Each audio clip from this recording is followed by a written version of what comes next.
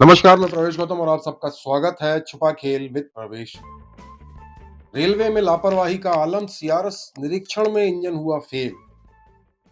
भारतीय रेलवे कहने को तो करोड़ों का निवेश, बेहतर इंफ्रास्ट्रक्चर और हवाई दावे करती रहती है। मंत्री जी भी लगातार ट्वीट करते रहते हैं, पर असलियत इससे काफी हद तक अलग है, यानी उलट है।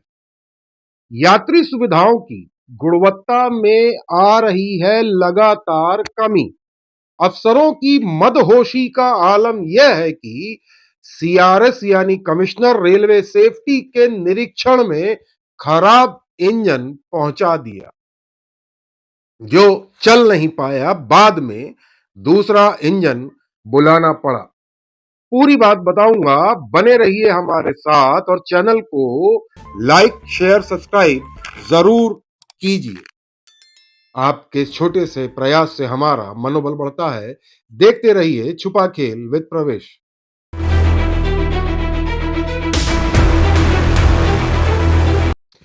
स्वागत है।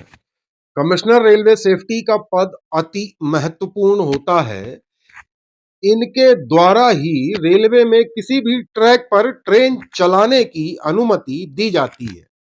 इनकी अनुमति के बिना कोई भी ट्रैक पर ट्रेन नहीं चल सकती, इसलिए इनके निरीक्षण को हमेशा गंभीरता से लिया जाता है। पर भोपाल रेल मंडल में हालात शायद उतने बेहतर नहीं है, क्योंकि आला अधिकारियों का संरक्षण प्राप्त अफसर इतने मदहोश हो गए हैं कि अब निरीक्षण को भी संभवतः गंभीरता से नहीं ले रहे हैं। हाल ही में 19 फरवरी को इटारसी के पास पवारखेड़ा और जुझारपुर के बीच बने फ्लाईओवर का सीआरएस मनोज अरोड़ा ने निरीक्षण किया था।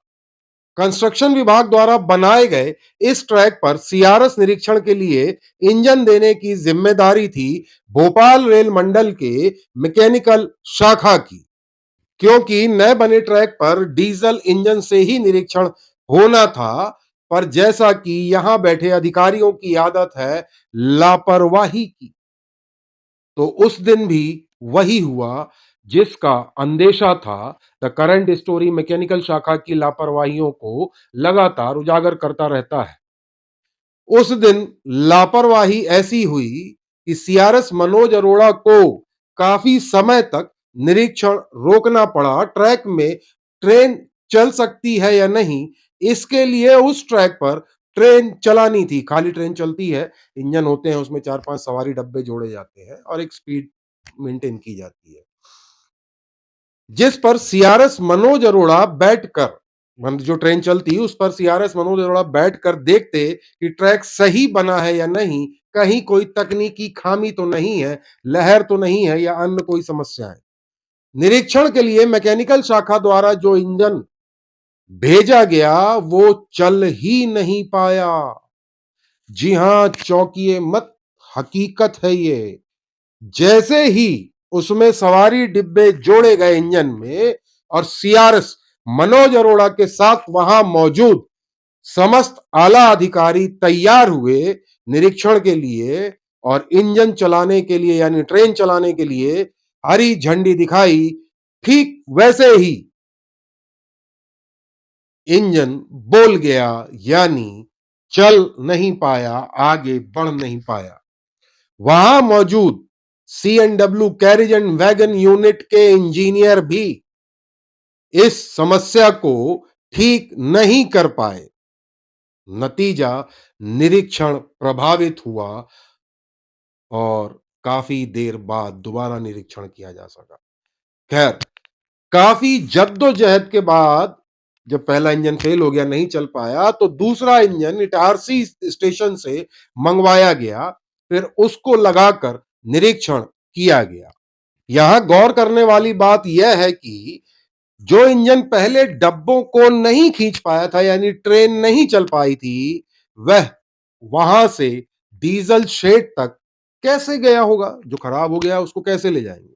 तो इसका जवाब है कि उस इंजन को चलाकर ही ले जाया गया, यानी प्रथम दृष्टया सही इंजन था।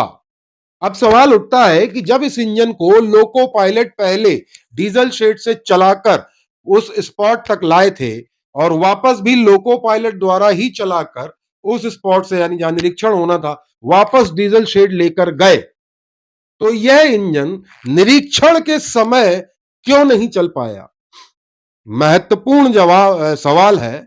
इसका जवाब जिम्मेदारों को देना पड़ेगा। बहरहाल हमारे सूत्रों ने बताया, विभागीय सूत्रों ने, कि इंजन को जब डब्बों से जोड़ा जाता है यानी उसकी जोड़ने का जो काम होता है वह सीएनडब्ल्यू स्टाफ के अंडर में आता है और वही करता है। और इस यूनिट यानी सीएनडब्ल्यू यूनिट के ब्रांच अधिकारी हैं सीनियर डीएमई कोऑर्डिनेशन यानी अनुराग त्रिपाठी। याद आया? जी हां, प्रेशर ड्रॉप के मामले में भी इनकी यही यूनिट सुलझा नहीं पा रही थी, जिसके कारण कई ट्रेनें घंटों तक लेट हुई थी। आपको याद है वो वाकया जहां 12 घंटे तक एक ट्रेन इटारसी के पास खड़ी रही यानी ज्यादा नहीं चल पाई। इतना ही नहीं, अनुराग त्रिपाठी की कार्यप्रणाली संदेहास्पद इसलिए प्रतीत होती है कि इन पर पूर्व में विजिलेंस ने भी मामला दर्ज किया था, जो बाद में तत्कालीन पीसीएमई आर के सक्सेना ने संभाल लिया था और कोई ठोस कार्रवाई अनुराग त्रिपाठी के विरुद्ध नहीं की थी। नतीजा शायद संरक्षण मिलता गया और लापरवाहियां बढ़ती चली। खैर, बात करते हैं इस निरीक्षण में इंजन डब्बों से जुड़ने के बाद चला क्यों नहीं, जबकि बाद में शेड में किए गए निरीक्षण में हमारे सूत्रों ने बताया उस इंजन में कोई कमी नहीं पाई गई, यानी हर मानकों में इंजन सही था। रेलवे की भाषा में लोको कहेंगे, लोको सही था। विभागीय सूत्र यह भी बताते हैं कि इंजन को जब डब्बों से जोड़ने के लिए कपलिंग का ठीक से लगना जरूरी है और जब यह काम किया गया तो शायद कुछ गड़बड़ी हुई। और याद रखिए, यदि ठीक से नहीं जोड़ा जाएगा, इसमें थोड़ी सी भी गड़बड़ी हुई तो इंजन ट्रेन नहीं चला पाएगा और ना ही इसमें प्रेशर बनेगा जो ब्रेक लगाने के लिए महत्वपूर्ण होता है। कुल मिलाकर इसको जोड़ना एक उच्च स्तरीय तकनीकी कार्य है जो अनुभवी लोगों द्वारा ही किया जा सकता है। सीआरएस के निरीक्षण में मैकेनिकल शाखा के मौजूद कर्मचारी जो वहां मौजूद थे, इंजीनियर मौजूद थे और जो अधिकारी, वह भी इस समस्या को सुधार क्यों नहीं पाए? और यदि इंजन में गड़बड़ी थी तो यही इंजन डीजल शेड से यहां तक चल के आया, यहां से वापस डीजल शेड तक चल के गया, लोको पायलट चला के लेके गए।